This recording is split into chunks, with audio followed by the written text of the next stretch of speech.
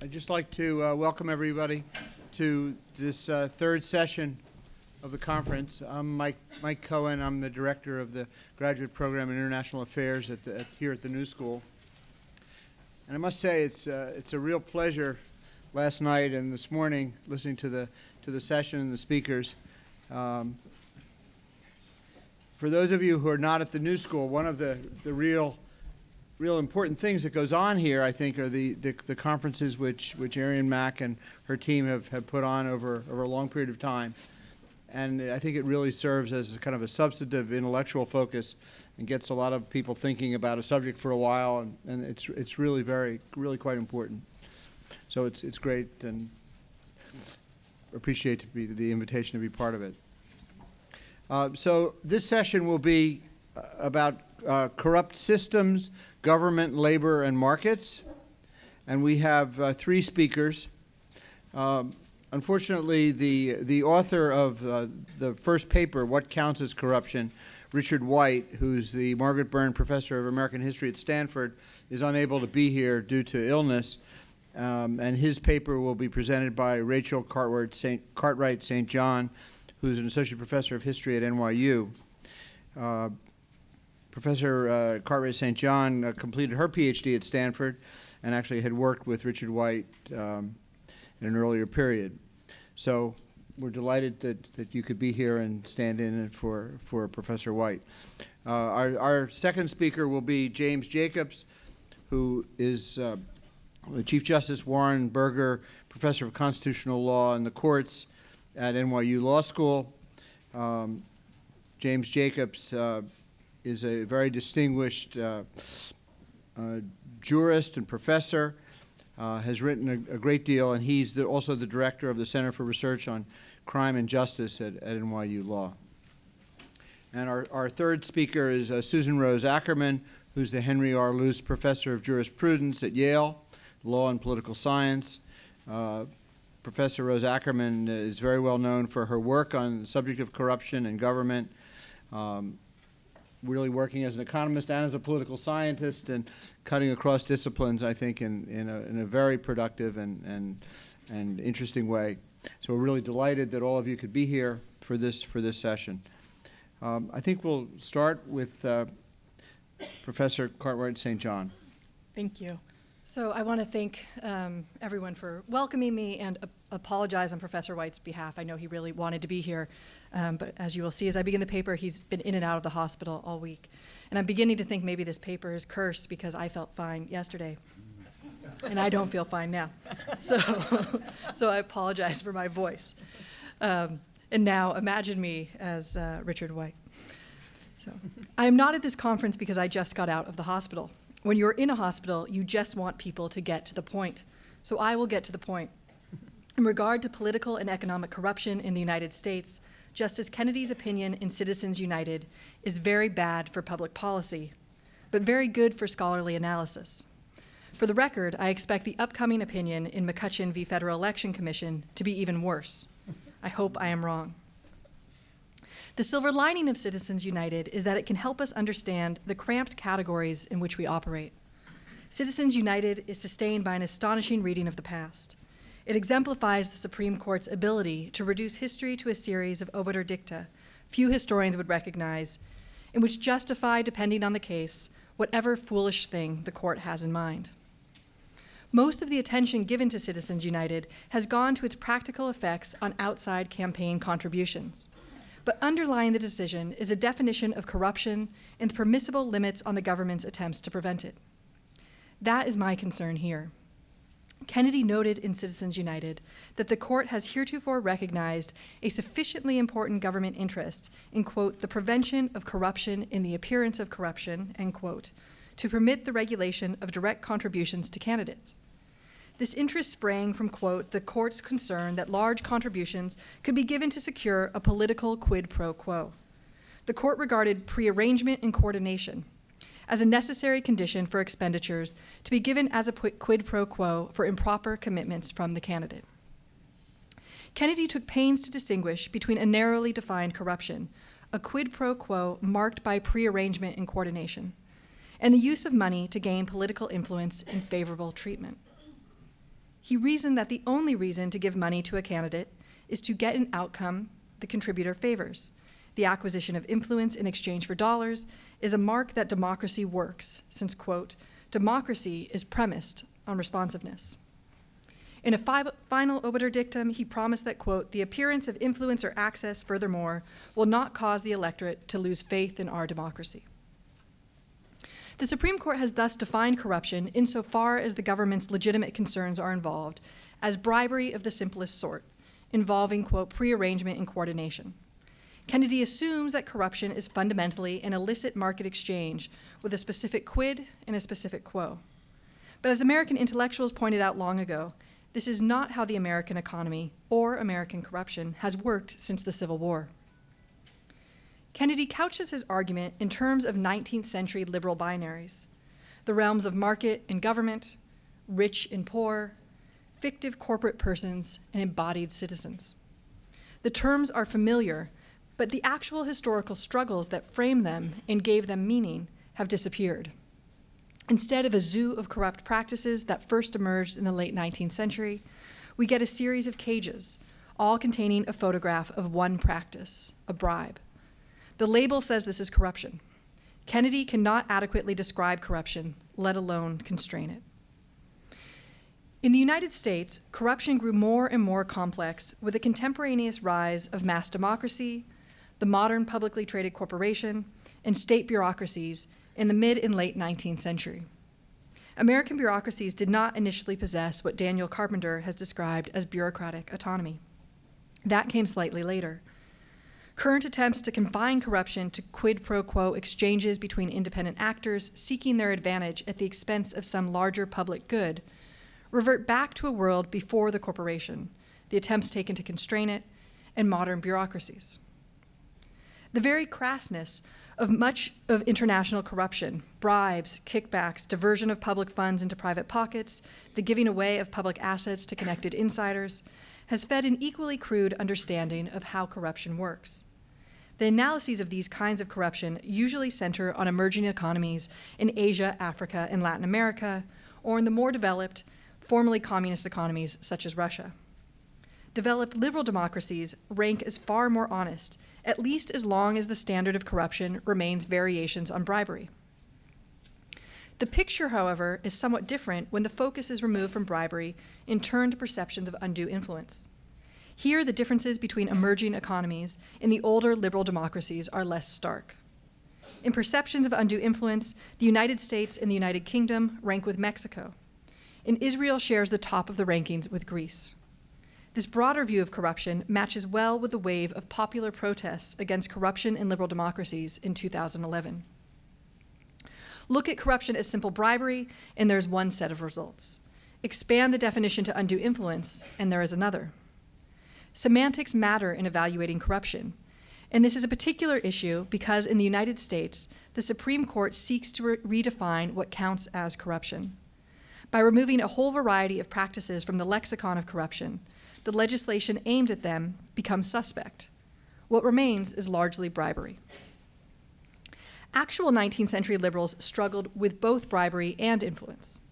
19th century thinking about corruption was far more expansive than what the Supreme Court is willing to acknowledge, and the eventual American reactions against corruption were far more sweeping and intrusive than anything the court seems willing to allow. The court clearly recognizes that Americans have in the past thought the movement of large amounts of money into the hands of politicians in political campaigns was a problem for their democracy, but they seem to assume that the public's fear was simply the purchase of officials. In American history, the fear of corruption has been much more expansive. Given the limits on time, I will only give you the short attention span theater history of American corruption, largely dropping a discussion of how fear of corruption was used as a tool to disenfranchise the poor in ways similar to today. During the Jacksonian era, anxieties about corruption centered on the rich. The Bank of the United States, a quasi-public corporation, mixed politics and private finance in a way that could not help but fuel 19th century liberal fears about the concentration of power and the dangers of corruption. Jackson's Secretary of the Treasury, Roger Brooke Taney, in attacking the Bank of the United States emphasized that, quote, "It is a fixed principle of our political institutions to guard against the unnecessary accumulation of power over persons and property in any hand, and no hands are less worthy to be trusted with it than those of a moneyed corporation." In his veto message of the rechartering of the Bank of the United States, Andrew Jackson stated the issue in terms of influence and what he called selfish purposes.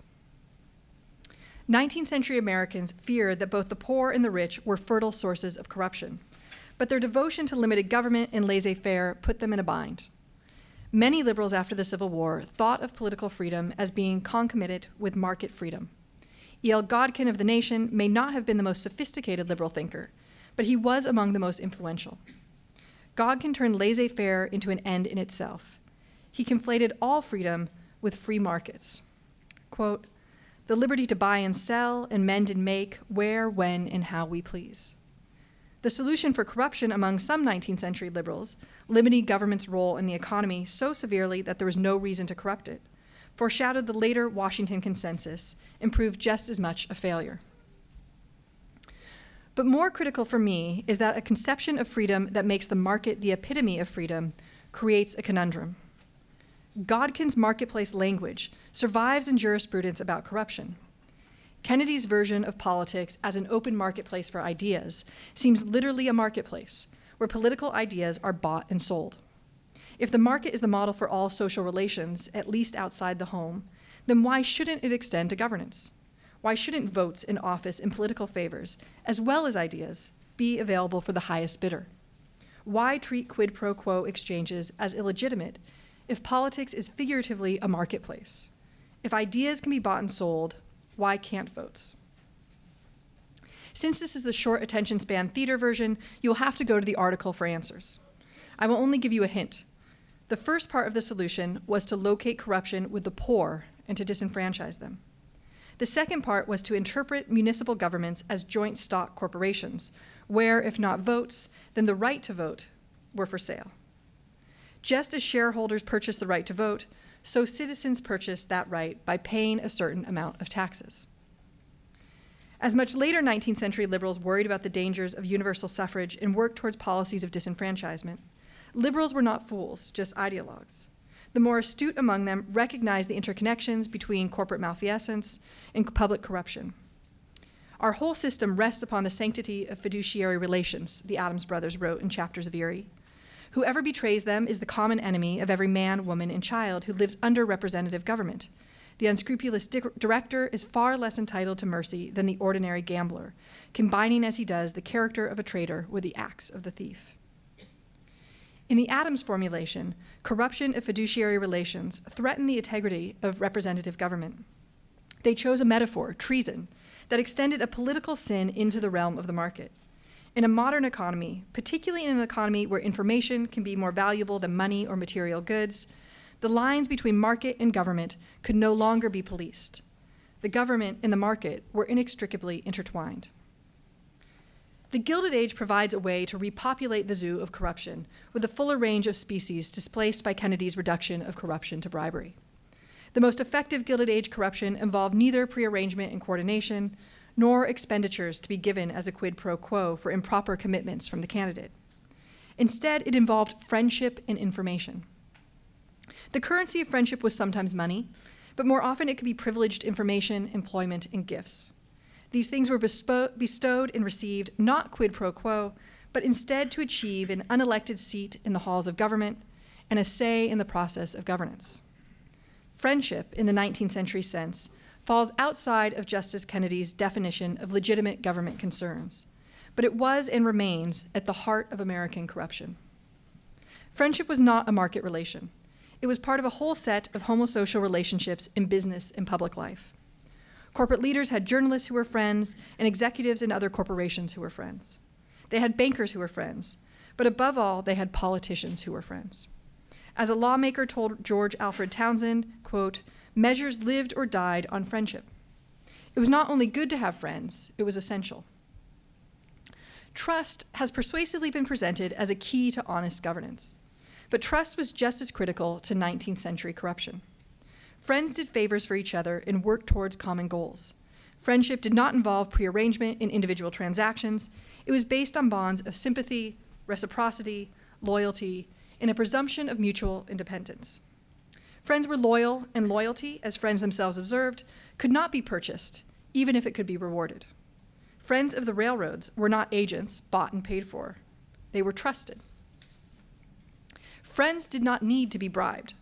The relations of friends were continuous, with favors being exchanged only sporadically and as part of a larger ongoing relationship. Prearrangement was not necessary. Collis P. Huntington rewarded his friends financially while proclaiming their honesty. He thought Senator William Stewart of Nevada, quote, peculiar but thoroughly honest and will bear no dictation, but I know he must live and we must fix it so that he can make $100,000 or $200,000. It is in our interests, and I think his right. Roscoe Conkling was a quintessential friend of the Southern Pacific, whom Hunting considered, quote, decidedly the greatest man in the United States Senate. Oliver Ames of the Union Pacific wrote in 1874 that Conkling, quote, has always been in the interest of the Central Pacific and ready at all times to work for whatever they wanted. But always being ready to work in the interests of the Central Pacific was what made quid pro quo and prearrangement unnecessary. Huntington once asked Leland Stanford to, quote, arrange something out of which he, Conkling, could make some money, something handsome. You'll have to be very careful how you do it, as he is very sensitive, but of course, like the rest of us, has to eat and drink. As early as the 1870s, this was how money worked. It easily met Justice Kennedy's standards of political rectitude. The Central Pacific fed Conkling well, even as they reassured him of his virtue. These kinds of relationships were hardly peculiar to the Southern Pacific. When J.N. Dolph was elected to the Senate from Oregon in 1882, he asked for and got reassurances from Henry Villard of the Northern Pacific that his, quote, interests will be properly taken care of.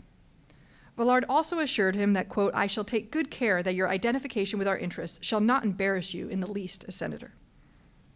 Political information and financial information became mutually constitutive, not just because they could be turned into cash on financial markets, but because government had necessarily and unavoidably become a site for corporate competition. Publicly traded Gilded Age corporations created the modern corporate lobby because Congress had become a forum for battles between corporations. Justice Kennedy's assertion that the buying of influence rather than votes does not affect the public's faith in the political process flies in the face of both modern polling data and the history of the Gilded Age in the early 20th century. The modern polling data is apparent in the corruption indices. The famous preamble of the populist platform of 1892 can serve as a reminder of how corrosive the purchase of influence is in a democracy, and the dangers Justice Kennedy courts when corruption is narrowed only to the most blatant kind of bribery. The conditions, and this is from the populist platform, the conditions which surround us best justify our cooperation. We meet in the midst of a nation brought to the verge of moral, political, and material ruin. Corruption dominates the ballot box, the legislatures, the Congress, and touches even the ermine of the bench. Thank you.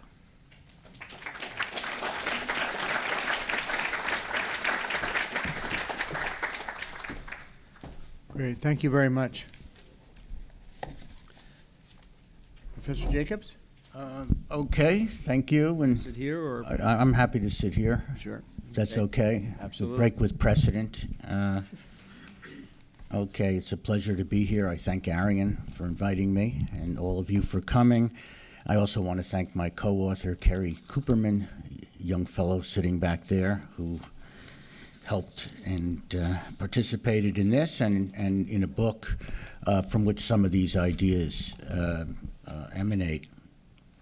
So I'm going to turn our attention from political corruption to corruption in civil society organizations, particularly to labor unions, but I think the same kind of spotlight could be put on all of our key institutions, whether they were media or education, of course, private businesses, and all of these were governed by all of this interconnected web of organizations, and there are links between these organizations and the political system and our political leaders. So it's somewhat artificial just to be talking about the corruption of political figures and the political system, and indeed even within the political system, as we've heard, we can put a spotlight on elected legislators and lawmakers, or we can put the spotlight on the executive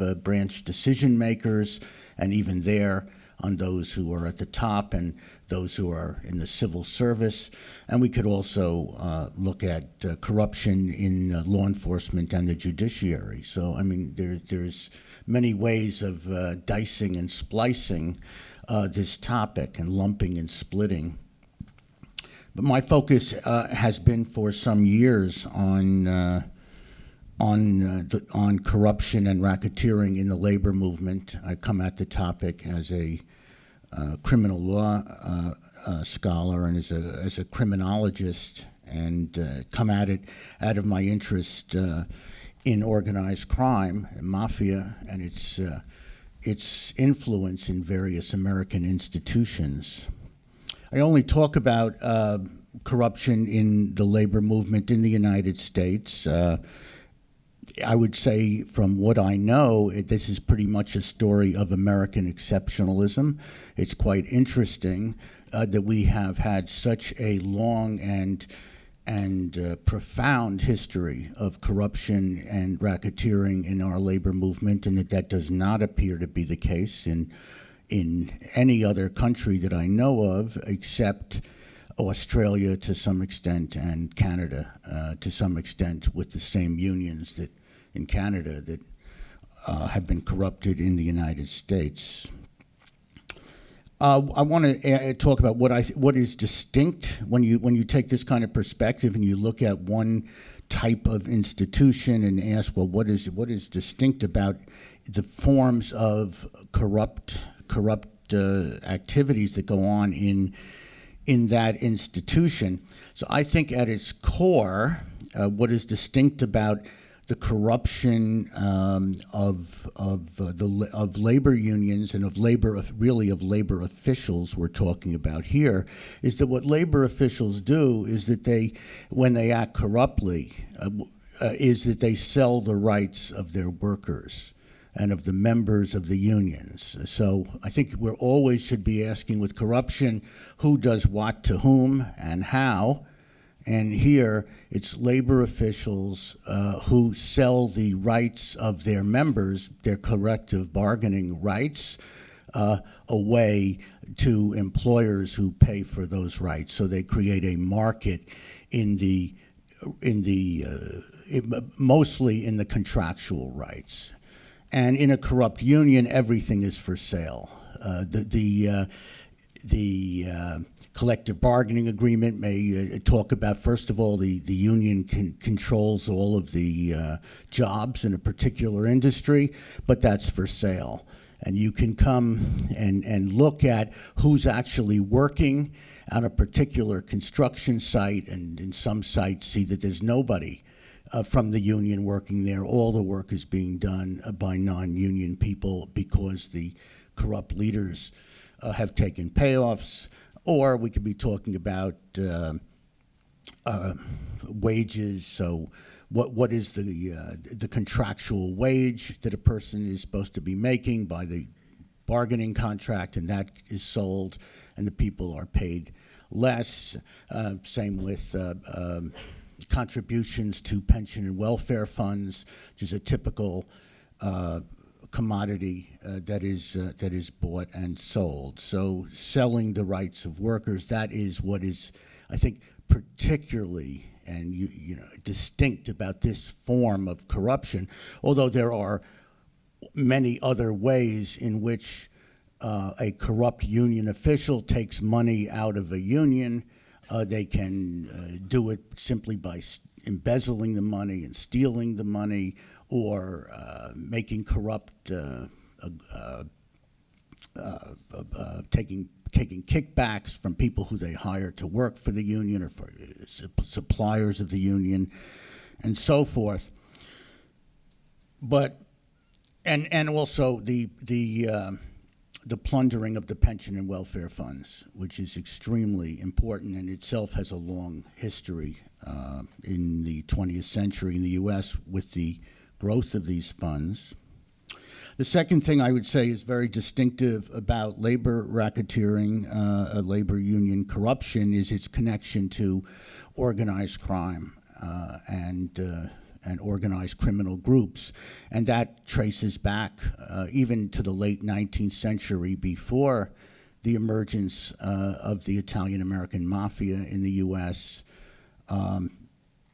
It's a very interesting history. Probably there are different routes by which gangsters penetrated the labor movement, but certainly one of them was that they were hired by the unions that were fighting with the bosses to establish the rights of their workers and the rights to organize.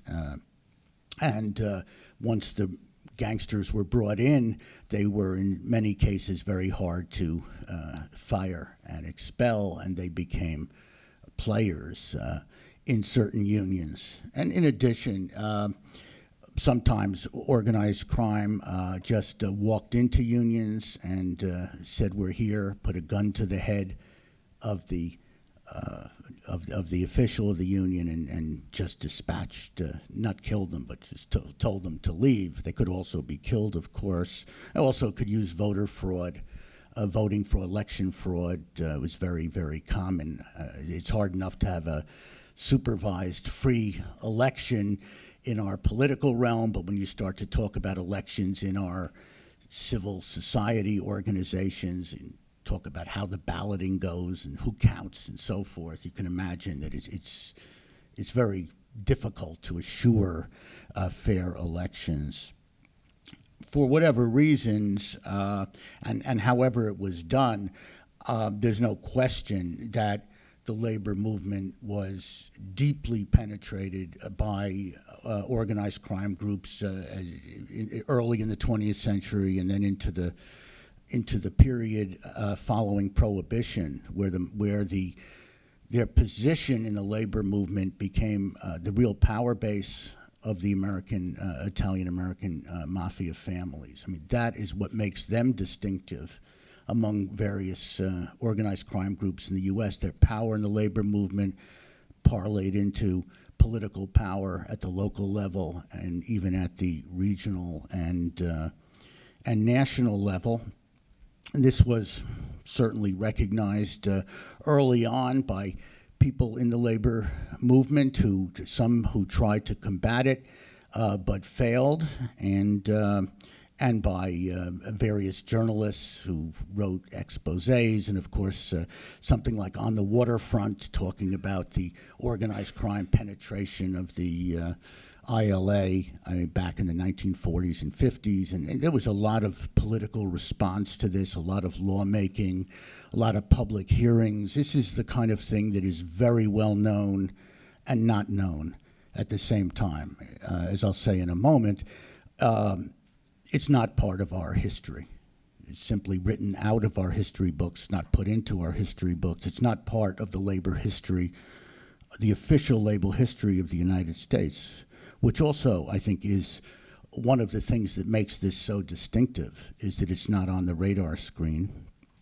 There is a lot of historical continuity in labor racketeering. Some of the same unions that have had corrupted officials early in the 20th century have been corrupted all through the 20th century. The same kinds of schemes have gone on all through the 20th century. And we've had periodic spotlights on various parts of this. I was myself a part of one of those moments when the legislature in New York called for an investigation in the mid-1980s of corruption and racketeering in the construction industry in New York. It was very well known that the construction industry in New York was thoroughly corrupted and thoroughly influenced inside and out by the mafia, and it had always been that way, but only periodically did people put it on the radar screen. And I worked with the New York State Organized Crime Task Force for a couple of years on its investigation, and we concluded that practically every labor union, every local in the construction area in the New York metropolitan area was influenced and exploited by the organized crime families. So there's the historical continuity. There's also the political connectedness, which I think this labor racketeering is a good example of that it's not separate from politics. It is intersects with politics at many different points. And I think the most important point is that to a significant extent, a corrupted labor movement was a political choice in the United States. That in the 1930s, the labor movement had a significant left-wing communist element. It also had a significant gangster element. And after the government's crackdown of the 1920s and 1930s, the communist element was pretty well eliminated, and there was no crackdown on the gangster element. In fact, the head of the FBI, Mr. J. Edgar Hoover's position was that there really was no organized crime in the U.S., certainly nothing that would require the attention of the Federal Bureau of Investigation. And so that was not an objective. There was nothing opposing the corruption of the labor movement. When the AFL-CIO combined in the 1950s, probably you know that those are the two labor umbrella associations. The AFL was concerned about left-wing influence in the CIO, and they would have to do something about it before the merger, and the CIO was concerned about corruption in the AFL unions, so corruption and racketeering. They wanted something done about that, and the two sides compromised to some extent when they merged into the combined AFL-CIO, and two major unions at that time were not allowed into the umbrella organization. 1957 to 1960, the U.S. had its Senate had its largest investigation in the history of the Senate, the so-called McClellan Committee that looked into labor and management racketeering. It went on for 3 years. Robert Kennedy was the chief counsel. I mean, there has never been an investigation by the Senate of that magnitude, and that exposed a great deal of corruption and racketeering in many unions, but particularly the Teamsters, and it led to that enmity between Jimmy Hoffa and Robert Kennedy. I mean, coming out of those hearings, Congress passed the Landrum-Griffin Act, which tried to bring to bear the strategy of union democracy as a way of counteracting corruption, and also passed a number of other statutes and criminal laws and so forth that were very union specific. And so I think that's another reason why this kind of corruption bears attention on its own. There's been a lot of lawmaking, a lot of enforcement units, a special unit eventually in the Department of Justice focusing on labor racketeering, and also one in the Department of Labor.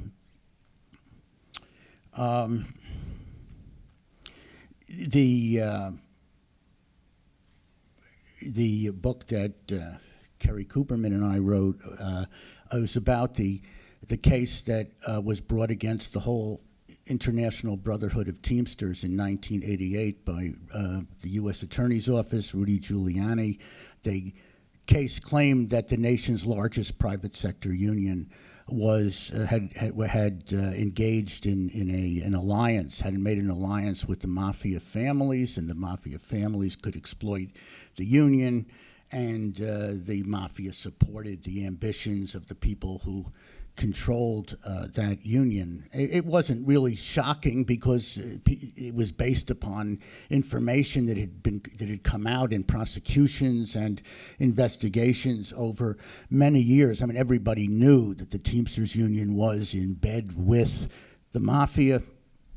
Nevertheless, 285 members of Congress petitioned the Attorney General of the United States not to bring any such suit against the International Brotherhood of Teamsters. 285 congressmen without having seen the lawsuit, right? And knowing the reputation and the public record about the Teamsters, because they said in the petition it would be a blow to union democracy. How cynical can you get? And this, I think, illuminates pretty effectively the connection between political corruption and corruption in civil society institutions. So it's also, I think, interesting and somewhat unique for the lack of academic interest in labor racketeering. I mean, there have been a few oddballs like myself who have written about it. It seems like weird to write about labor racketeering. You know, it's only the labor movement in the United States. It's not, you wouldn't see it if you read the standard labor history of the United States. You wouldn't find anything about this, which is really an enormous history involving dozens and dozens of unions, and it wouldn't be in there. And so, you know, and it just doesn't get on the radar screen, and still doesn't. Even this Teamster case, which went on from 1988, it was settled in 1989. It continues on till this day, where the Teamsters have been under a monitorship since 1989 till 2013, right? So we're almost at 25 years. Probably very few of you have ever heard of that case, United States versus International Brotherhood of Teamsters. I would argue the most important labor case of the last 50 years.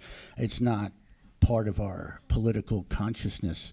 The case has resulted in 500 officials of the Teamsters Union being expelled from the union or resigning under fire. So that's 500 officials. I mean, that's a tremendous purge of corruption from that union. And the government, through the court, still remains on the job.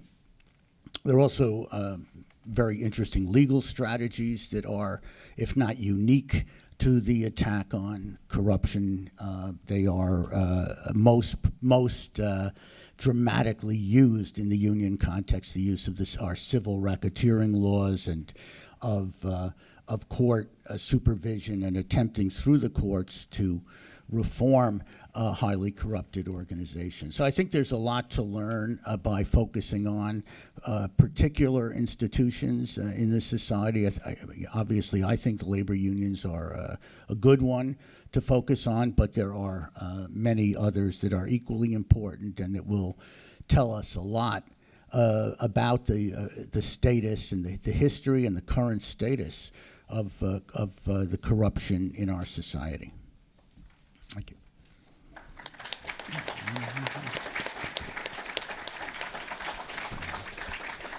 Thank you very much. Great. Thank you, and thank you for including me in this discussion. I take the point that is made by the paper, Professor White's paper, and by Debra Satz, that there's a lot of broad questions that have to do with the relationship between private wealth and public power. And in some discussions, people want to call all of that corruption. And that's fine if you want to do that. I mean, I certainly don't want to deny that there are many very important issues in that intersection, extremely important set of choices that every political system has to make. And part of the question is the question of where is the law going to draw the line and call something corruption, and that's partly your discussion of the Citizens United case is directly raising that issue. But I'm going to talk more conventionally, I guess, about corruption and in its meaning of bribery and fraud, self-dealing, things like that. Right? So, oops, huh? Oh, wrong way. All right, wrong direction. I'm left-handed.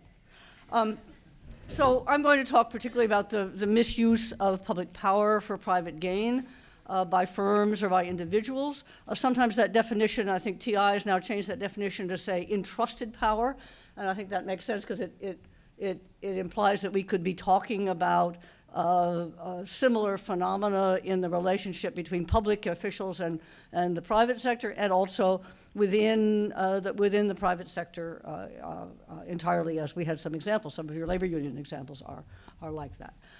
So I'm going to focus on agency-principal relations. Now, Boo Rothstein told you this morning that was not a good thing to be doing, but I'm going to do it because I think it is an important source of corrupt incentives.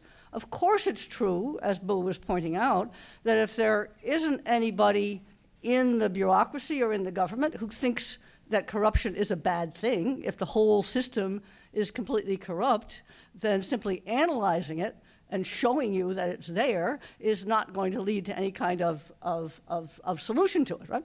But on the other hand, if there is somebody at the top who cares about it, they'd better understand how these agency principal relations work as part of thinking about reform, right? So this is something like a chart we saw this morning.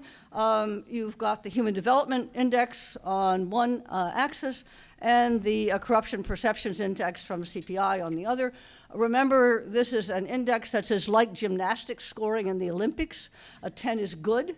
And you need to be careful about that when you're reading things.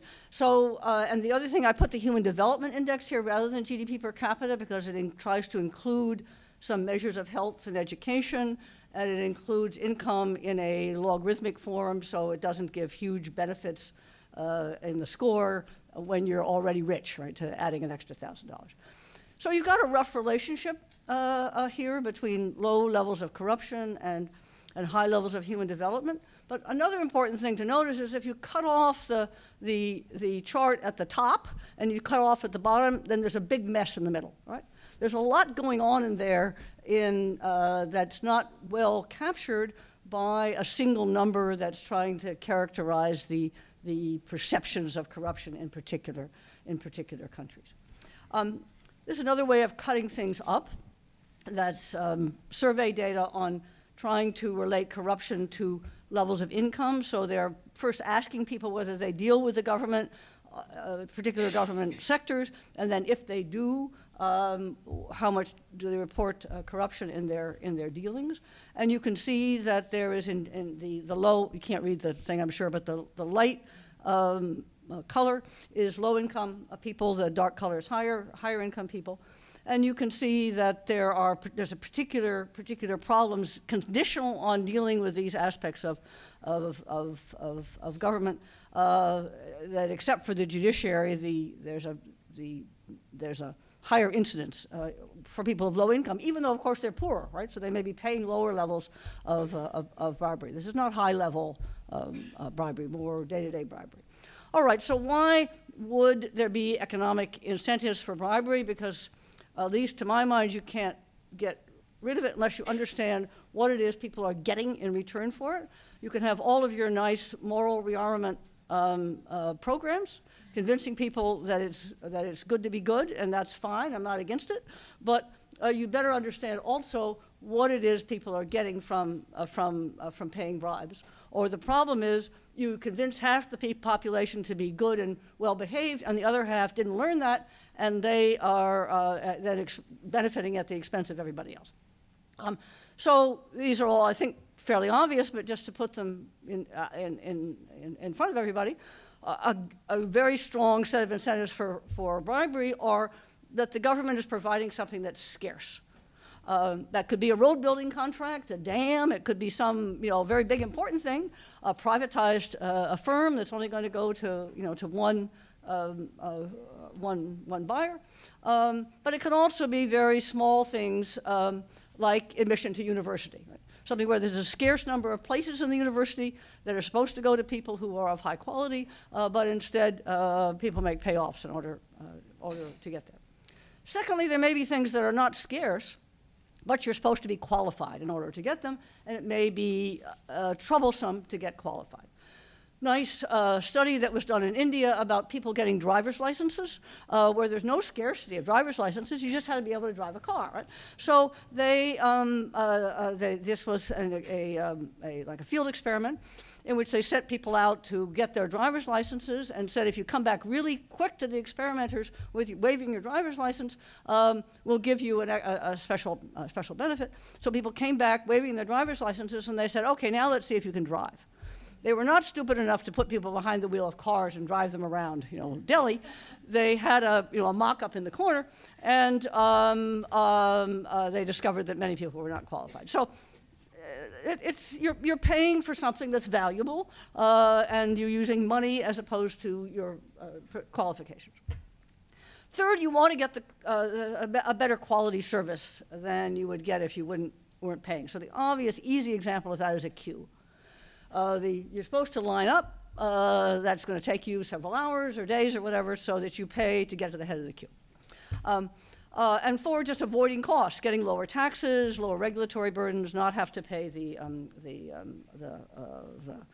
customs things. And you can probably think of some others, but these are kind of very basic economic incentives. Well, why might they have some negative effects? In all of these cases, the people who are paying the bribes are getting something that's valuable to them. Right? Well, I think, once again, these are not, this should be, I think, fairly intuitive, but an inefficient distribution of scarce benefits. The benefits are supposed to go to say the contract is supposed to go to the most efficient provider or the most high-quality provider. Instead, it goes to somebody who is not a very good provider of the services. The purpose of the program might be undermined, so I think about something like public housing. You have scarce places in public housing, and people pay. They're supposed to be for the poor, and people pay to get into those, get assigned an apartment. Well, obviously, the guys with the highest willingness to pay are not the ones that the program designers, we would hope, are wanting the people to get into, right? So it's undermining the purpose of the program, like the driver's license one would be too. And then third, it encourages the officials themselves to create more red tape. Right? So many of the stories that people tell, oh, well, the government works so badly, and so therefore I'm paying in order to just get something I deserve. You need to step back a couple of steps and say, well, look, if that's true and the bribes are tolerated, you're giving the officials, the corrupt officials, an incentive to make it even more of a trouble. Maybe there wouldn't be any queue if in an honest world. But the officials decide they'll sleep, half the day, and then wake up, take bribes, and fill out the forms. And so, of course, you're eliminating both inefficient and valuable red tape. The people who are paying the bribe don't care whether it's efficient to have a regulation or fair to have a regulation, say, of environmental pollution or health and safety in the workplace or something. They just want to get rid of the red tape. It can increase the cost of doing business rather than reduce it. And we have some data on this, on whether corruption is grease or grit. And in most cases, it looks like it's grit, partly for the reason I mentioned that's up there in the list, that you've got incentives to create, the officials have incentives to create a lot of grit. And then we have a good deal of empirical evidence that it lowers the legitimacy with which people look at the state. So this is just a picture showing alternative routes by which corruption can lead to lower welfare, and of course some of these things can interact with each other. Unfortunately, the arrows got left off of this, but I think you can infer where they should go, right? So this is just illustrating something I think Boo or somebody mentioned this morning, that one problem in getting out or thinking of policies with respect to corruption is that sometimes you can get caught in a trap, all right? So there's higher levels of corruption that mean that there's a lower probability of being caught, and also a lower moral constraints on it. And so therefore, there's lower, there's sort of lower social costs of psychic costs for you of engaging in this activity, and that can then lead to even higher levels of corruption, on and on and on and on. And so you can be in a trap, and you can be in a good trap on the other side, where there's not very much corruption, relatively high level of being chance of being caught, higher, therefore, social and psychic costs of being involved in a corrupt situation, and that can lead to lower situations.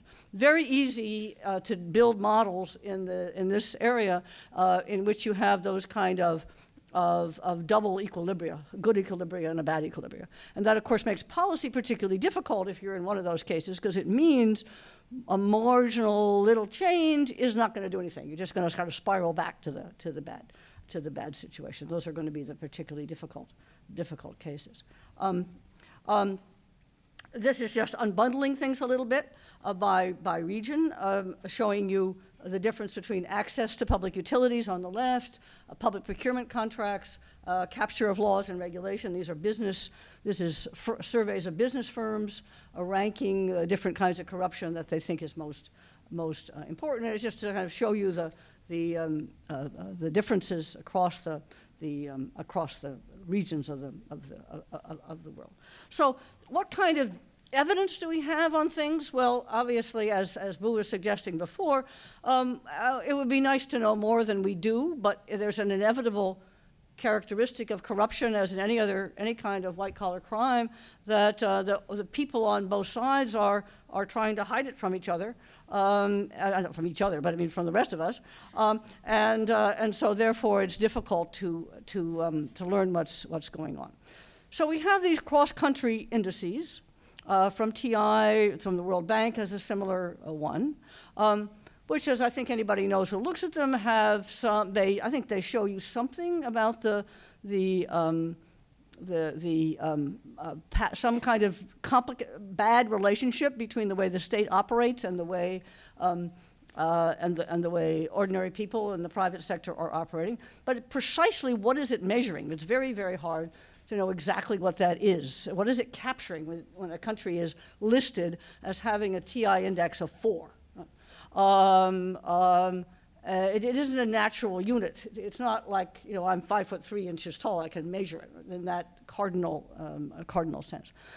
But it is showing you something about the dysfunction of government across the world.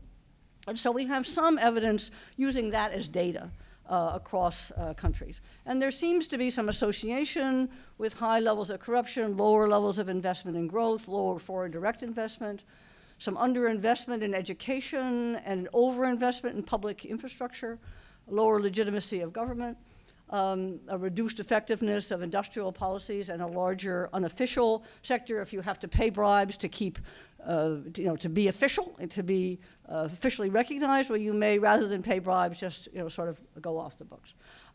But there's a limit to these things because they're not the indices themselves are not policy tools. Right? I mean, I once spent an afternoon talking to people from USAID about how they should not use improvements in the TI index as a measure of where we put our aid, because it was just not measuring anything that you could get a handle on exactly what you should do, to make it better, because it's an impression of, it's showing you a problem, it's highlighting the problem, and that's important. But we need to do more focused work. I'm an old microeconomist, in spite of teaching law, and sort of political science right now. That's my heart, is in microeconomics. So I think we need to look at individual sectors and see where things are going on. So there, I have a survey paper that's going to be coming out in an edited volume with a co-author named Rory Truex, and if anybody's interested in it, I'm happy to send it to you. But just to give you quickly some examples. So there's good studies of the leakage of school funds in Uganda, where people showed that only 13% of the school funds coming from the center actually got down to the schools. and then a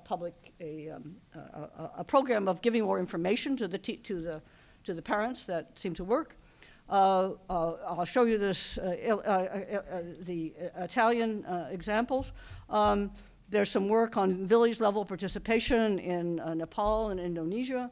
A nice paper on the corrupt use of travel and entertainment funds in China, a major form of corruption there. Some price comparisons in controlling procurement in Argentina that had to do with a central monitoring of hospital procurement programs. Lots of studies of tax and customs reform, I'll talk about in a second, and double parking by UN diplomats, a good New York story. We'll get there in a minute. All right, so this is Italy. Somebody did Miriam Golden and Lucio Picci did a study in which they didn't have any direct measures of corruption at all. What they had was a measure of central government spending on infrastructure, and then they had a measure of physical, how many miles of roads were built, how many school buildings and things were built. And you could so get a very rough, don't take this too seriously, but you're getting a rough measure of the productivity of government spending. Same country, they try to correct for the fact that some places are more hilly than others, so it's more expensive to build roads in some places than others, to do some corrections. And you can see that the darker numbers here are the less productive parts of the country. As somebody mentioned Italy before. So you get a rough measure of where the problems are. Now, of course, it also is pointing out that where the problems are is in the parts of the country that are the poorest. Right? So it's a difficult trade-off. Okay. Here are the parking tickets. UN diplomats used to not have any obligation to pay their parking tickets, double parking tickets. And so there's a lot of them that didn't pay their parking tickets.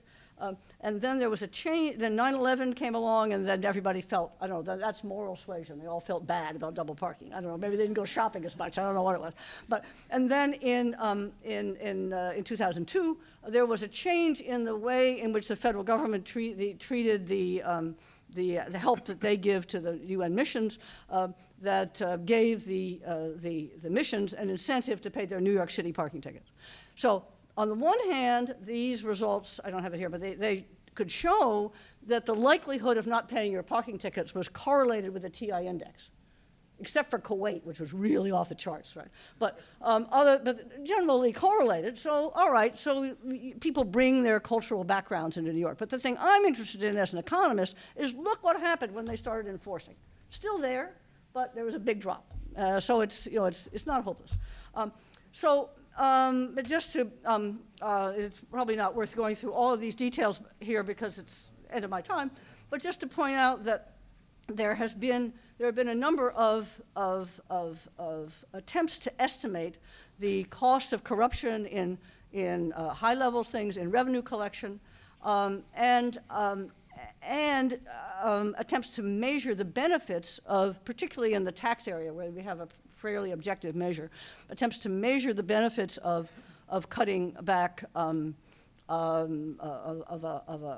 anti-corruption programs in tax collection, which are partly more monitoring, but it's also more simplifying the system, making the rules less complicated, using the more sort of mechanical ways of dealing with things. So you see, just to quickly talk about kinds of reforms that are related to this incentive-based approach. So one thing is reduce the discretion of officials. Right? That has cost because it means the officials can't nicely, sympathetically respond to your particular problem. But if you know that the system's very corrupt, don't give people much discretion. Have the tax system fairly uniform, be able to file things online, do things very quickly. Think about whether there are some things that could be sold legally. Right? So sometimes there are, as Debra was pointing about, things that are like horrible. We wouldn't want to sell them. But sometimes it's a good idea to sell things. The U.S. Passport Office lets you pay extra to get your passport tomorrow. Right?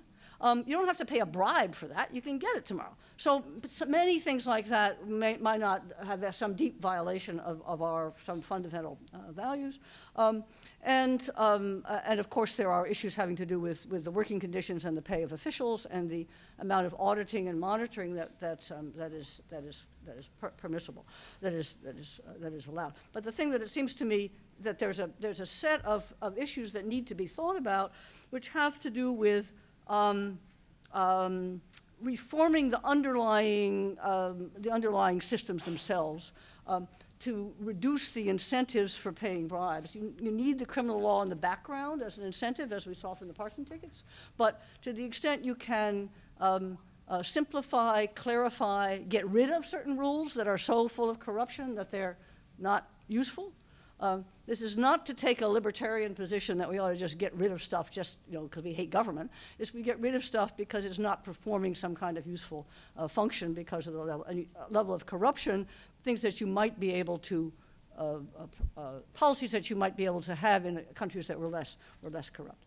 Okay, so I think that's my kind of basic message here, is that part of the anti-corruption strategy has got to be understanding the underlying economic incentives for why people are engaging in this thing in the first place, and asking whether the programs themselves can be reformed to reduce the incentives in a way that doesn't require us to all become wonderfully saintly in order to have our government work in a somewhat better way. So thank you.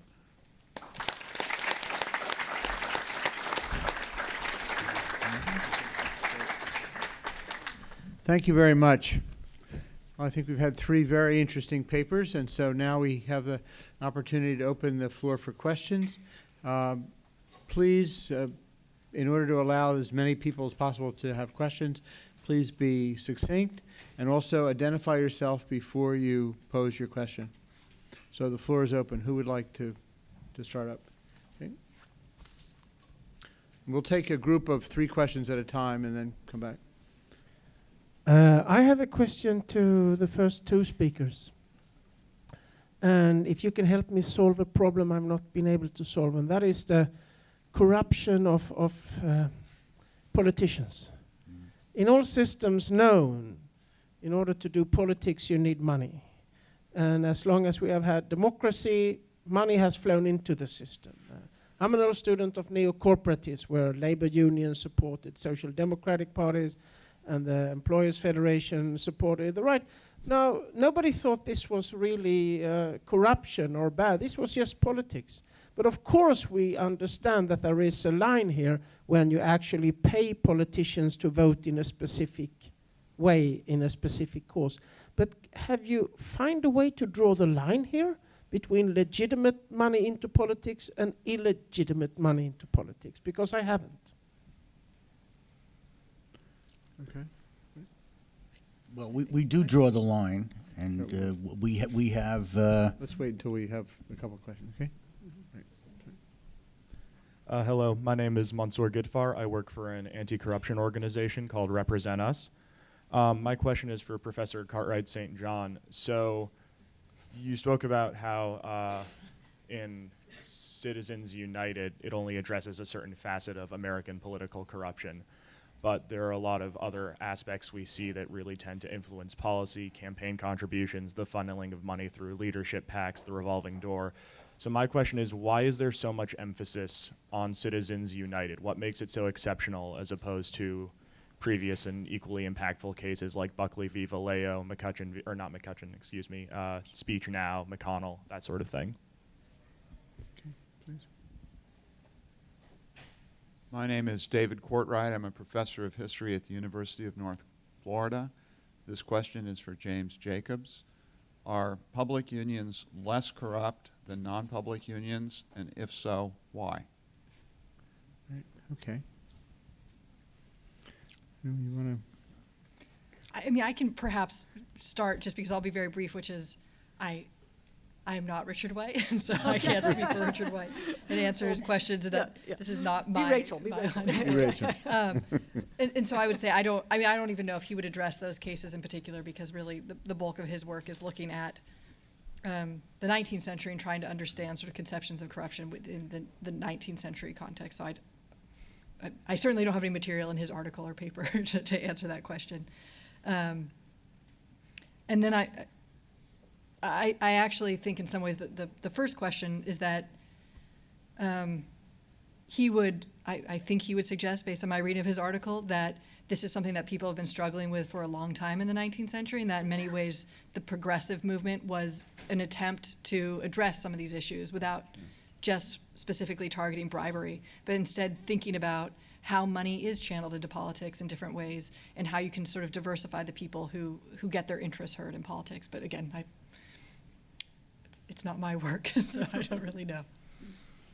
So we do have rules, and we don't allow explicit quid pro quos. So people give money without an explicit quid pro quo, but maybe there's an understanding there, an implicit quid pro quo, or maybe it's not even conscious on the part of the recipient, but subconsciously they favor those interests and those people that keep them in office. I think that's what was said in your paper. I mean, it really comes with the territory. Every political system has its strengths and weaknesses, and this is our system. It's like you don't want to get too close to the kitchen and see how things are made. Because we have weak political parties, very weak political parties, it's necessary for every person running office and holding office to raise their own money, and they're not, so that's what happens. And I think the line is, the line is obviously very blurry. And I always, when I teach this in class, I always ask students about, so you're a lobbyist, and you say, look, my organization wants this bill, and if you're inclined to support it, we'll support you. But we'd like to know your position and what you're going to do with this, and we're prepared to make a substantial contribution. You go to jail, or is that the system? So you have to be very careful. So I say you have to come in with a script and how exactly to put this. So it is obviously very blurry. So I think on the public sector unions, they were more people, more white collar, more from professional backgrounds. They don't have the same history. So I think there was less and maybe less money involved there. So maybe less corruption. But one of the things I've learned in my many years looking at this stuff is the more you look, the more you find. So a lot is just how hard you look. And so be careful when you say, they're corrupt in New Jersey, but they're not corrupt in Wisconsin. Well, take a good look, and the harder you look, the more you find. District Council 37 of the American Federation of State, County, and Municipal Employees, that's AFSCME, that's the biggest public sector union of government employees. It represented in New York 125,000 low-wage New York City municipal workers from 56 constituent locals. They made up the district council.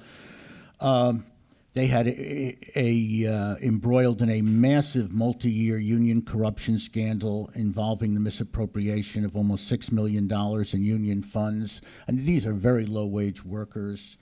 The Manhattan District Attorney announced that blah, blah, blah, blah. So 10 of the presidents of the constituent locals of this District Council 37 were convicted of crime. So, there was a case of massive corruption in the largest public sector union in New York. I know that there's been a similar one in Chicago.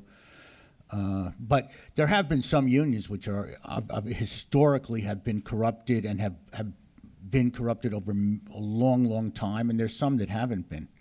The ones in the large manufacturing areas, like the United Automobile Workers and does not have that kind of history. Thank you. Other questions? Yep, one back here.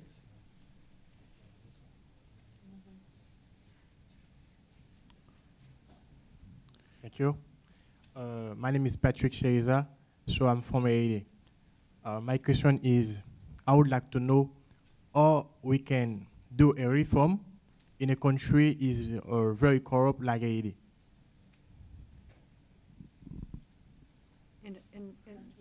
Like Haiti. Oh, like Haiti. Like Haiti? I would like to know how we can do a reform, in a country very corrupt like Haiti. Okay. Thank you. That's a challenge. Okay, right. Yeah. Yeah, okay. Yeah, please. Hello, so, I'm Zui Tring, and a student from Colgate University, and this question is for Professor Rose-Ackerman. You suggest a lot of reforms in terms of incentives for officials, but where do you think we can get the political and economic incentives to implement those reforms in the first place, considering that there might already be kind of incentives to maintain the corrupt status quo in many places? Thank you. Right. There's a question over here.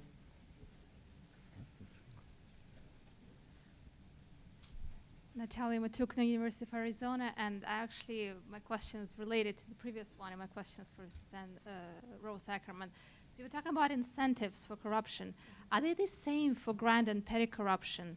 And is it more important to address one first and the other one next? What is the difference going to be? Thank you. Okay. Okay, one more here. I wanted to suggest another way, You perhaps. identify yourself, please. Oh, sorry, Elke Zern from Sarah Lawrence College. And this is in response in part to the question on Haiti. I wonder if you might speak to the difference in state capacity. And isn't the challenge in addressing corruption very different if we're starting with a state with high capacity versus the one with far lower capacity? Susan Rose-Ackerman, the way I understood your argument, the causal arrow was greater corruption leads to lower state capacity. But if you start with lower state capacity, isn't there a causal arrow there to corruption? And if we begin with questions of state capacity, don't we come to very different suggestions for reform? It's actually building institutions rather than trying to get the bad guys out. Thanks. Yeah. Okay. Good. So I think all these questions kind of fit together in some ways. And very important to raise the question of the causal arrow because I think it goes both ways. I mean, this is a archetypal simultaneous equation problem, right, where and people try to pull it apart and make it only one way, but it isn't. So it's both that low state capacity leads to incentives to pay bribes. This was partly the example of the Soviet Union that was not exactly low state capacity, but dysfunctional state capacity, leading to incentives for bribes, and then the incentives for the high levels of corruption feeding back into lower state capacity and lower and lower growth, and that makes it difficult to figure out where to come in. Right? Now. And then you were asking, why would anybody want to, if it's all working so nicely, why would anybody want to come in and change it? Well, of course, it isn't working nicely. And the motivation for change can be cases where things have started to get so bad that there's some aspects of society that actually start pushing for change. So when I wrote the book that I wrote, was published in late 90s, I went and did some reading in history, and Alan Ryan can, I'm sure, fill me in on some of the things I didn't get to, but the interesting thing in both the UK and the US, which I was looking at, was that there was a lot of corruption, and also particularly in the way in which people were chosen to work in government, very corrupt in the sense of certainly not based on people's merits as good officials in getting into government. And how did changes happen? In those cases, well, in the US, one of the things that happened at the municipal level was you had, on the one hand, you had people like Peter Eigen, right? So you had progressive people who wanted change, who were pushing for it, who were organized for change, but that was not sufficient. You also had, in the reforms in the municipalities in the US, you had some portions of the business community that felt as if they were being taxed overly much, so that other people wouldn't be taxed, or so that money would come in and be used for payoffs. So that you had alliances between some portions of the private sector for pure self-interest reasons, and people who could articulate a principled reason for doing it. You also, in the U.S., this is responsive to the question earlier about the relationship between federalism and corruption, that you had reform at the national level of civil service at a time when the national parties were becoming less powerful at the state level, where all the patronage was giving out. And some of their supporters were saying, oh, the customs system, the big bureaucracies at that time, of the post office and the customs system, they're not working well. We complained to the guys in Washington about how badly these are working, and the benefits weren't flowing to those politicians, they were flowing to somebody else. So you had a kind of a shift in where the benefits were going, and you had an alliance that went forward. Now, those are particular to the particular cases, but it does suggest that that can happen. The other class of cases where it's happened is in Latin America, where you had coalition governments at certain periods of time, where everybody knew. So the point about corruption is very often there are individuals who are benefiting, but as many people at the social society level understand that the society would be better off with less corruption, but nobody wants to be the first mover and bear the cost. So if you can have a coalition government that says, okay, let's get this done. Sometimes that doesn't last. I mean, there's another part of it, which is how do you get a reform once it's been put into effect to keep going, right? And you've got to create winners. You've got to create more winners, over time. That's civil service, right? You grandfather in the guys who were there before, and then they become, supporting going forward. This is particular to individual cases, but it is the basic point, I think, is there that you can get to the point where the corruption is an obvious cost, and there are groups that can coalesce to benefit. Now, the grand versus petty story obviously doesn't have a single answer here. The grand corruption can mean that very important infrastructure projects, privatization projects, concessions are given out. One, they're more expensive than they should be. Two, they may be the actual thing that's produced may be of low quality, so they can have big impacts on the extent to which GDP can grow and which growth can happen. On the other hand, petty corruption can mean that people in their day-to-day dealings with public services, for education, for health, for just paying their taxes, if the corruption is kind of built into that system, it lowers their respect or belief in government. There's very interesting research on Africa, mostly from people in sociology and anthropology, that I did some reading on just as background for something that I was doing, that was illustrating how you had people who were both complaining, horrible, corruption is awful, but they were engaged in it themselves because that was the way their life they could just sort of get by. That suggests a coalition for reform if somebody could come up with something worth doing and had a willingness to do it. Haiti is, of course, a really, really difficult situation. But on the other hand, so I cannot speak as having any knowledge of Haiti. But because the international community is there's a particular obligation on the international community to help in the development of government institutions, and it seems to me there's a special responsibility there. That doesn't mean they come in and they say, okay, here's exactly what you should do, but that there needs to be an intersection between the people who are bringing the money in and the people inside the country who are making things work. And I don't have a good enough, as I say, I know nothing about the country itself, other than that, you know, there'd be a set of questions. Okay, how should certain kinds of services be provided? Should we work through the government in a way of helping them build up their own capacity, even if we see that there's risks of corruption? Or should we say, look, certain areas are very, very corrupt, so what we need to do as the outsiders is, you know, set up our own sets of clinics or schools? And I don't know the answer to that, but that would be one way in which that should be thought about. But I don't have any easy answers here. But anybody? Anything else? Okay, other questions? Yeah, down here, please. Hi, my name is Veronica Michel. I'm from John Jay College, from the Political Science Department.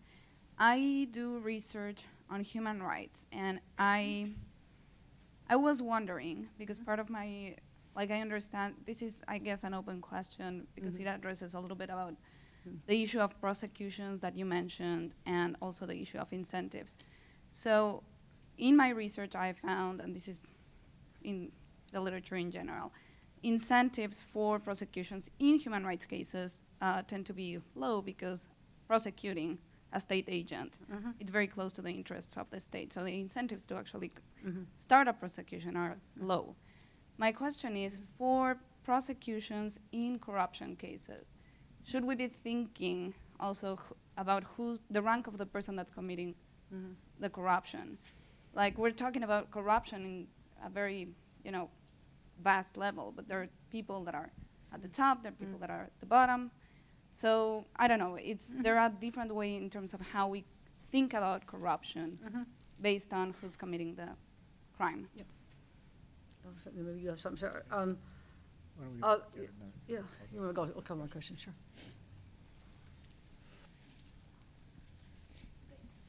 Hi, my name is Emma. I'm a master's in international affairs here at the New School.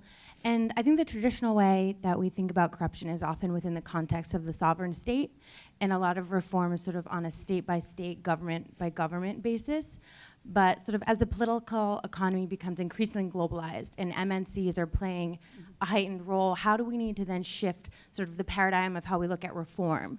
And how useful is state corruption reform when we have multinational interaction with governments, specifically like in the extractive industries developing world? So if you could touch on that.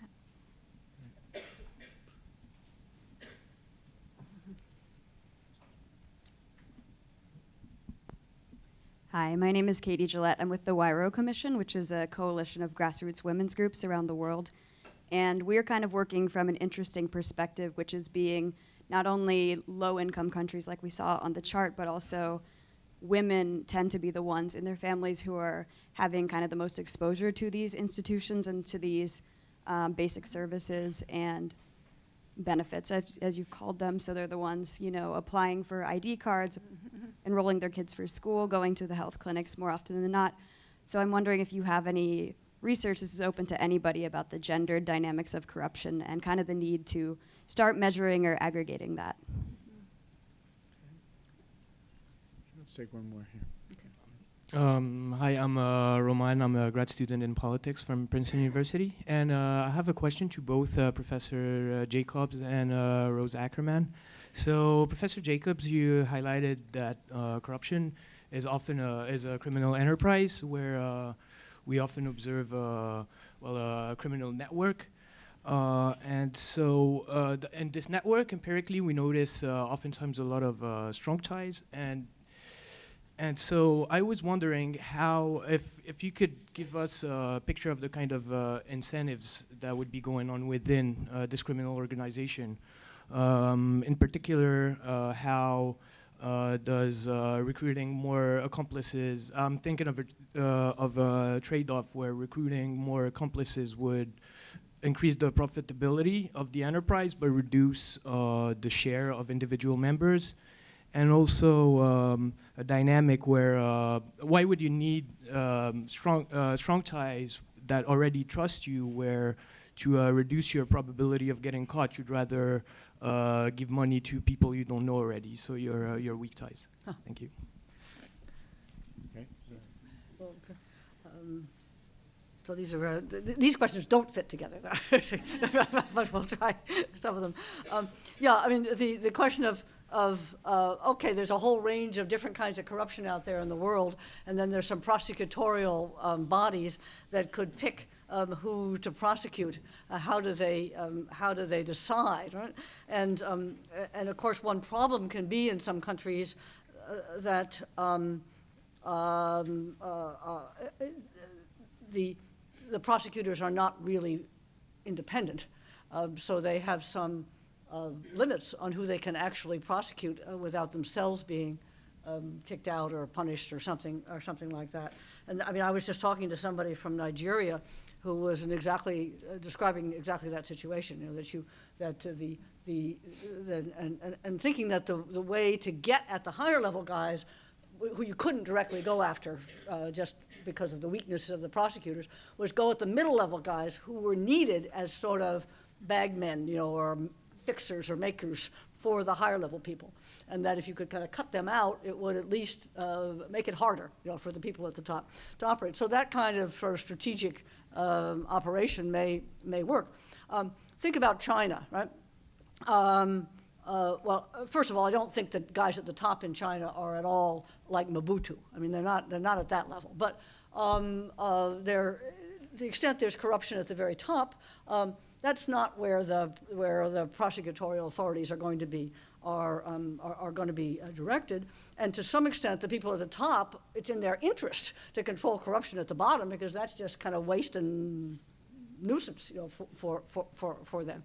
So that even though it also may be harming individual people. So there are going to be those kind of strategic problems, and of course one of the paradoxes for a committed prosecutor is you don't want to just sort of go after a whole lot of corruption at one level that simply allows the kleptocrat at the top, you know, to get even richer, you know, than he was before. I have in my book a footnote in which I say my candidate for the least justifiable World Bank project was one in which they tried to improve the tax collection in the country of Zaire under Mobutu. Right?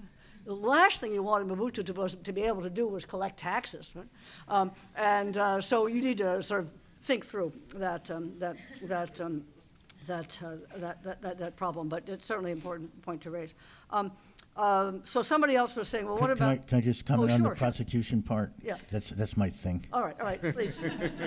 Yeah. So, you know, some systems like ours have elected prosecutors. Mm-hmm. So if you have an elected prosecutor, they are probably, or they may be in the same political party, part of the same political clique as the elected executives and elected legislators, and they owe their nominations and support to the party. So in the history of American urban politics, where we had a lot of local machines, political machines, and they controlled the parties and who ran for office and who was supported, there was very little, if any, prosecution of corruption. So there was very little risk unless you have a independent federal prosecutor, you know, who's not beholden to the same authorities. Mm-hmm. It's very difficult, and also it's very hard to make those cases, and you put a lot at risk if you prosecute a powerful person. I always say powerful people are powerful. How's that for, you know? And if you prosecute and fail against a powerful person, I mean, you really jeopardize your career. Your career may be over at that point, and there's a lot of retaliation. So it's very difficult. I think you also asked, you know, I think what you were suggesting is that powerful politicians should get some kind of enhancement, a sentencing enhancement, if they're convicted. I think that's true. The betrayal of, I think they should, of trust is so much greater, and the damage is so much greater, and their responsibilities is so much greater that they should get higher punishments. Yeah. I would just add to that. Boo said his results were showing that there's some question about what was federalism something or something that reduced corruption. Certainly in the U.S., the existence of the FBI is very important in being able to prosecute corruption at the municipal and state level, and you may not have that in other places. The problem, however, can be that the prosecutions get used as a way of suppressing your opponents. I think you're seeing this in Russia, either real or trumped up accusations of corruption as a way of just eliminating people from the scene who might be bothering you. And in a world in which everybody's a little bit corrupt one way or the other because the system's so dysfunctional that it's kind of the way people operate, it gives that kind of tool is there for one side or the other. And that, of course, means that it doesn't have a deterrent effect at all on corruption. It may have a deterrent effect on being an opponent, but not on corruption. And I guess it's partly why I've particularly focused, particularly in countries that don't have very sort of credible, impartial law enforcement systems on systemic reforms of the delivery of services and of government services, rather than so much on the law enforcement side of it. Let me try to react to a couple of these other comments. Somebody said, well, okay, nation states are important, but they're not as important as they used to be. Multinational corporations are very important.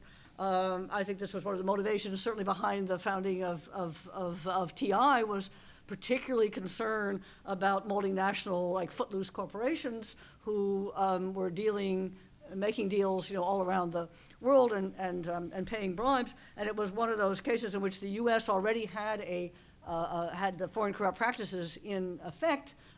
So you got American business allied with people who were also against corruption to help in the creation of Transparency International. And now we have an international treaty created by the OECD, a weak treaty. It's not like the WTO. WTO has a dispute resolution body, and if you win a case there are ways in which you can act to penalize a state on the other side that's engaging in unfair practices. Nothing like that in the OECD treaty. There's just a working group inside the OECD. So it's very much dependent on naming and shaming and trying to change the way in which people talk about it. But there are discussions right now about how to think about allegations of corruption that come up in the context of international investment arbitration. And I think that's an important margin or way or place to think about this, right? Because somebody may claim when something starts to fall apart, well, it wasn't really a good deal ahead of time because it was made through a bribe. There's a recent case called World Duty Free that involves Kenya, where everybody agreed there was a bribe. There was a suitcase full of money given to Moi. Government changed. They wanted to. This contract was challenged, and the multinational corporation said, "Oh, we were being culturally sensitive. This is what everybody does, right? We understand that that's what happens in this country." And the Kenyans are saying, "No, yeah, we have this concept called Harambee or something. We have a concept of giving to each other, but this is not it." Right? And it's something. It's an important thing to keep in mind. And over many, many years that this went on, finally the Kenyans actually won this case. So that's an important, and it's a very controversial among the international arbitration community, because it does reach out to some questions of public policy, not just sort of contract law. So that's an important margin on which things which debates are going on. The other thing you mentioned is the Extractive Industries Transparency International, which Peter talked about last night, I think that's an important, interesting initiative. We've now got a piece of it incorporated into Dodd-Frank. We'll see. It's only an information provision thing, so it's a relatively limited initiative, but it's an attempt to push along one margin. So we will see. You were asking about gender. Boo was responding to that a bit before by saying, well, maybe that's just a placeholder for impartiality. You know, that if you're treating women pretty well compared to men, maybe you're also treating other kind of things pretty well. But they're also, and I think that's fair enough, that needs to be kind of worked out. But on the other hand, there is some evidence about women in politics and you know, women in the police force as being less tolerant of corruption compared to men. And can that be translated into you know, some good actual strategies of reform, or at least suggesting where on the margin things would be easier to work. There was an attempt in Mexico to have to switch to have only women be the ones who gave parking tickets to people, I think that was not necessarily a very successful experiment. But it's I think we need to know more about it. I'm a little skeptical of putting too much weight on it. I mean, I know a lot of different kinds of women, you know. I mean, but it is, but your basic point that one reason for targeting women is not so much a claim about gender in some sort of genetic sense, but that they're actually the ones who are dealing. They're the front lines for their families in dealing with many of these things, and that's an important thing to look at. What was the last question? Was about networking. I lost what the last question was. It was something about networking and Close ties versus weak ties. What? Close ties versus weak ties. How corruption thrives in closed networks. Yes. Part of the question. Oh, yes. Oh, okay. Yes, that was good. All right. Yeah, I got you. Yeah. So that so you were like asking what's the good strategy for the organized criminals, right? That they should there be fewer of them, and then they can all trust each other very well, but they're too busy and they can't differentiate themselves very much. So that on the margin, maybe they should bring in extra people, but then you can't trust them as much. Yeah. I mean, I think that's a nice a trade-off, and it is interesting to think about organized crime as if it were an organization, you know, as if, and I think there has been some interesting work, not just about that, but about thinking about those kinds of things. There's a nice book, which you probably know, by Peter Reuter, on the operation of organized crime groups in New York City, where they had their own justice system, essentially, you know, and their own quasi-law, which was a mixture of norms about how you should behave and who had the most guns, you know, the most strength, you know, behind it. But good topic for your dissertation. Very good. More questions? Yeah, please. Here, down in front, and then back there.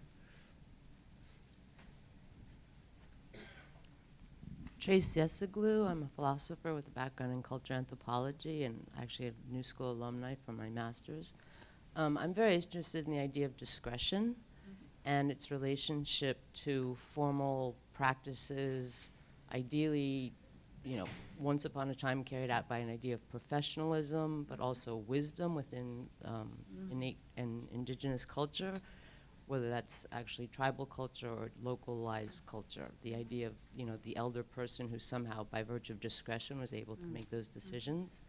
And specifically, your discussion about simplifying reform as an incentive kind of process. In Italy, where I've been living for the past 7 years, we have 11,000 laws, which is 3 times the average for the European community. And the reason that becomes nice statistic. Yeah. very interesting is that part of, I think, our solution to problems like corruption is to make law. But at that point, you're trying to correct behavior. Sure. And law is not necessarily the system by which behavior is challenged or corrected. Okay. Here. Thank you. Kerry Cooperman. I'm a lawyer in New York. Sure. Sorry. So I'm thinking of the issue of corruption prevention as coming from the inside versus the outside. Generally, I tend to think, and maybe many others do as well, as of corruption prevention as generally coming from the outside, from law enforcement, prosecution. I'm wondering if you know of, or maybe the best examples or models that you know of for corruption prevention efforts coming from inside the corrupted organizations or inside I'm thinking the labor movement as an example, coming from inside rather than entirely from the outside. Thank you.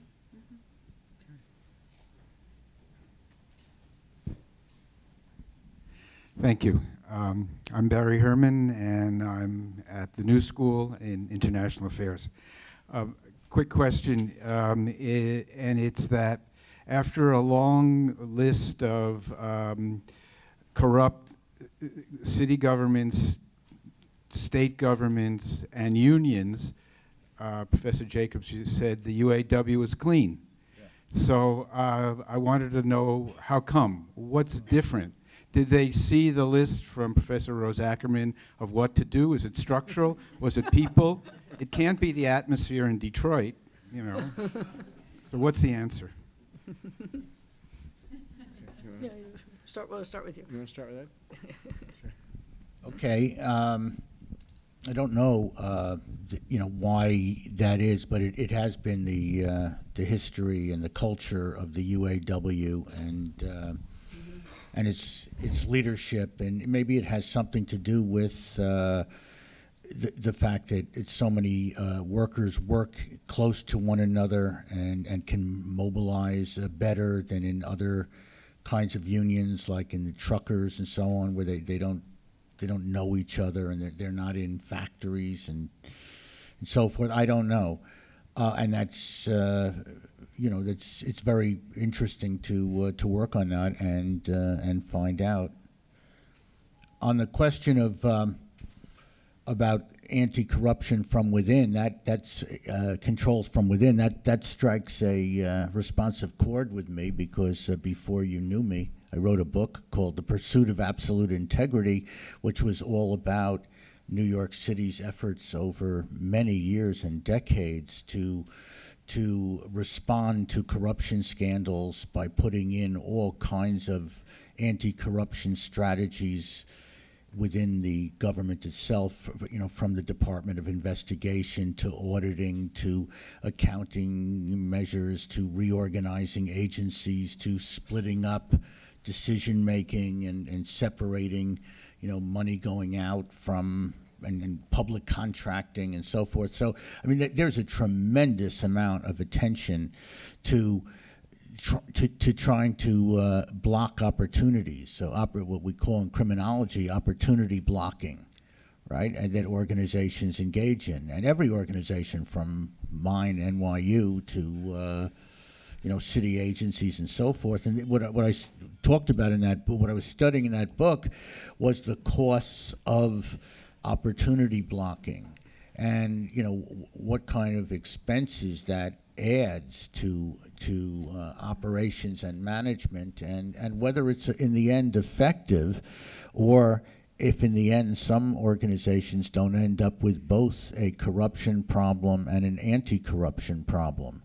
The anti-corruption problem being is that the organization just becomes so sclerotic and bureaucratic, and there's so many rules and checkpoints for every kind of decision that the actual delivery of services becomes really difficult. And I think you see that in a lot of organizations. You go, why is it so hard, to get a voucher to get lunch somewhere, and it's, because of some anti-corruption strategy. So, that is obviously very important, and there are whole occupations and professions involved in opportunity blocking in organizations. People get paid a lot of money to do that. I don't think in the end that investigation and prosecution is an answer. It has to be part of the environment. There has to be deterrence. There has to be some threat of people being caught and punished, but it cannot be the whole of the anti-corruption effort. Yeah, and just to second that, I was thinking of your book as the person was asking the question, and it's exactly right that you don't want to create a whole bunch of extra rules that then are another reason why somebody pays bribes to get around those rules. That's why thinking about simplification or getting rid of things, or asking what function is being served here by what exists. A nice example in the procurement area is, of course, procurement is one area where there's can be a lot of corruption. Well, are there alternatives? The government ought to be thinking more about what it's buying, as opposed to simply preventing corruption in the things that it is buying. So a nice example of this is Yale University decided a number of years ago that rather than going through big procurement operations to get office supplies, they would let the department in charge of buying these things just go to Staples and buy discount office supplies that are being sold in the private market. Let the private market pressures that are pushing the price of paper down and pencils down be the test. That is, as long as you go out and shop like everybody else, fine, and maybe you can even get a little better deal than everybody else. Now, of course, that's not going to work for jet planes for the Air Force. But I still think that there is a possibility of benchmarking. I always thought the World Bank ought to do more of this, of kind of checking on what the prices are of things, as a rough measure. Obviously, the dam is different to build in one place than another because the hills are different. But you can get a kind of a rough burden of proof. This looks really too expensive, relative to something else. I don't know that there's anything special about being inside a corrupted organization as opposed to outside. I mean, somebody's got to decide and do a diagnostic and figure out that there's a problem, and whether that's the top of the agency who comes in from outside and is concerned about how the organization isn't working, or whether it's somebody else. It's some other organization that is kind of imposing some kind of thing on the outside. I don't know that that's the key thing. It's that there's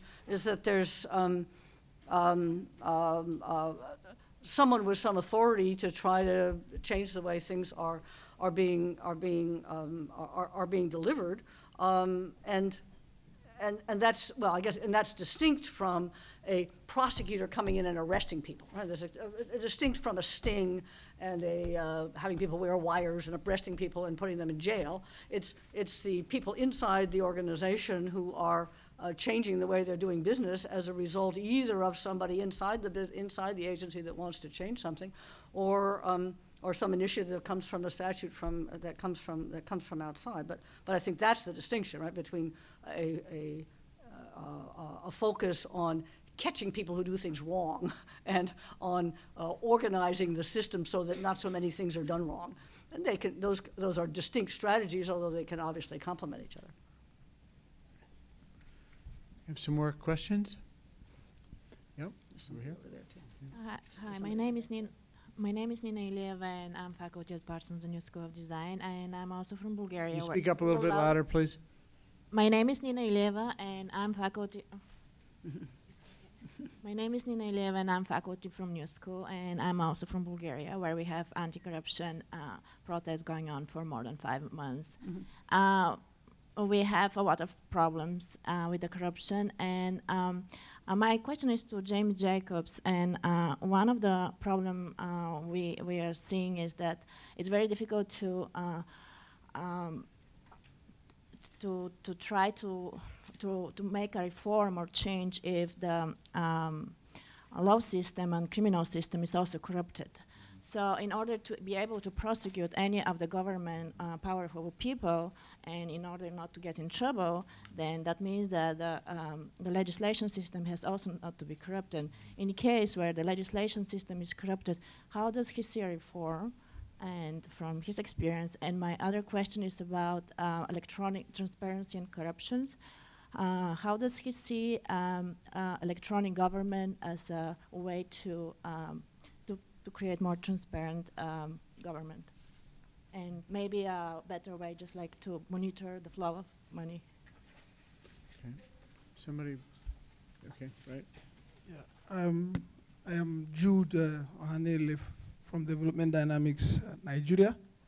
I just want to know, in all of the discussion around the criminal justice issues in anti-corruption,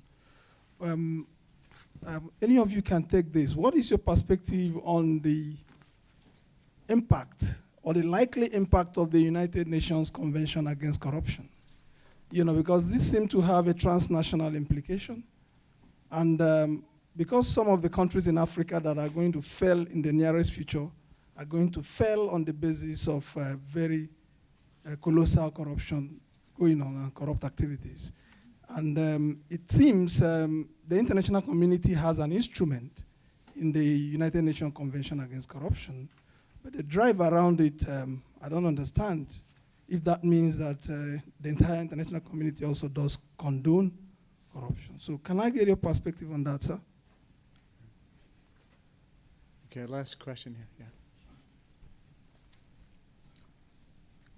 Hi, my name is Vashti Hitino, and I'm a faculty at the Stevens Institute of Technology and also research fellow at the University of Mannheim in Germany. So first of all, thank you so very much for organizing this conference. Thanks to the organizer, thanks to Peter Eigen. It's a great honor to be here among luminaries in the field such as Susan Rose-Ackerman, whom I used to quote. I quoted in my dissertation, which was about corruption topic. So I would like to try it's kind of surreal to see those people in front of you and discussing. Oh, yes, sure. Right, so my question concerns the costs of corruption. We have a lot of evidence on the macro level about the causes and consequences of corruption. So Professor Susan Rose-Ackerman has pointed out that the costs of corruption are quite high. So we do believe that corruption is rather a greed than a grease. Now, my question, like from the moral from the moral perspective, I absolutely with you, Professor Susan Rose-Ackerman and Peter Eigen and many others who are proponents for the view that corruption sends the wheels of the commerce. However, I'm missing the empirical work on the micro level. So to put my question differently, so if corruption was more costly than the benefits of corruption, where people would not become involved in corruption.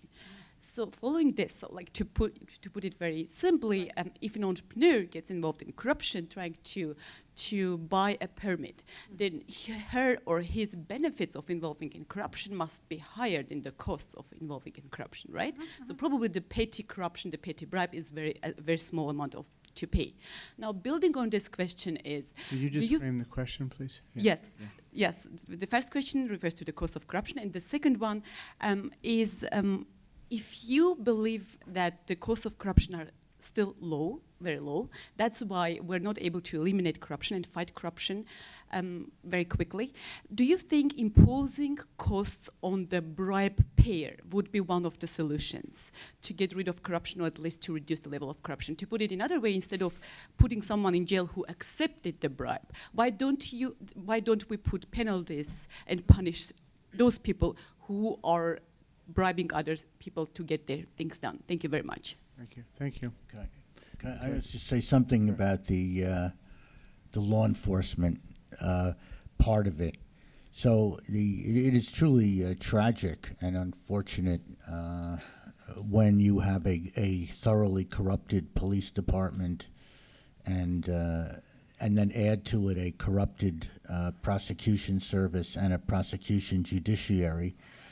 So I remember being in Brazil when people sort of said, okay, well, here's the situation, you know, that kind of situation and corruption. Now, what can we do about it? I mean, that's really bad. So I don't know how you'd turn that around. I know the Mexicans have a similar kind of situation. I'm sure that's true in a lot of countries. But whatever the solution is to improving corruption, it really has to start with a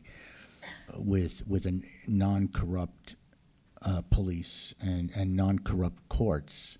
So I would put a lot of resources in that. As you know, I can say put resources, throw money. I don't know how to do that.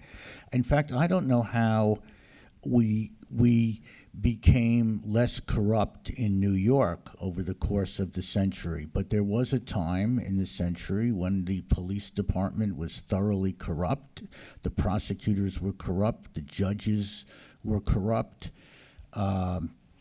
And somehow a lot of improvement was made over the course of the 20th century. We still have corruption, but nothing like that. Now we look and we say, well, if a country is in that kind of situation, it's hopeless and so forth. And yet we had it, and it significantly improved. And that also would be a great, more than a dissertation. That could really be a great treatise as to how that happened.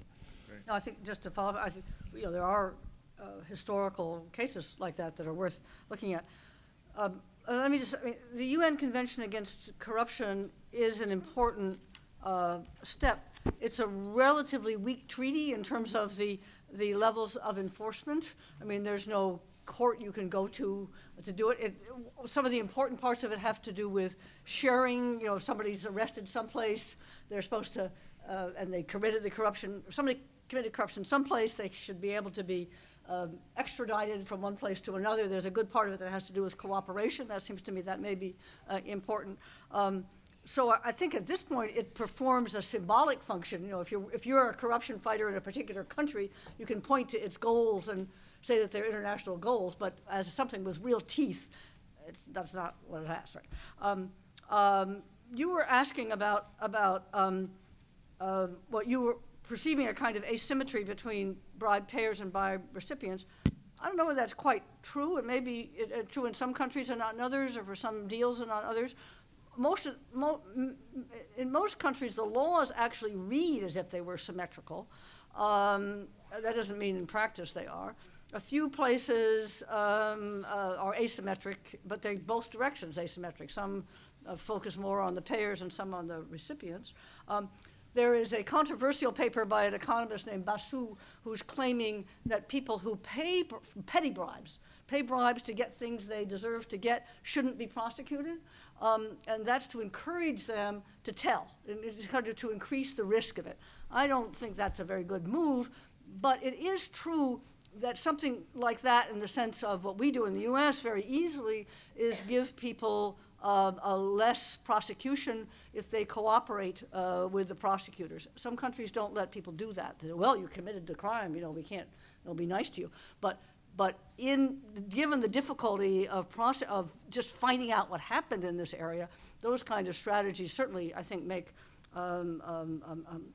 sense as a way of just finding out what went on. And there is a certain amount of tension between the way in which the criminal law deters corruption ex ante. People guess, what the penalties might be if they were caught, so they don't do it, and the problem of the prosecutors in just finding out what's happening, which may require them making deals at one way or another in order to find out what went on. So, great.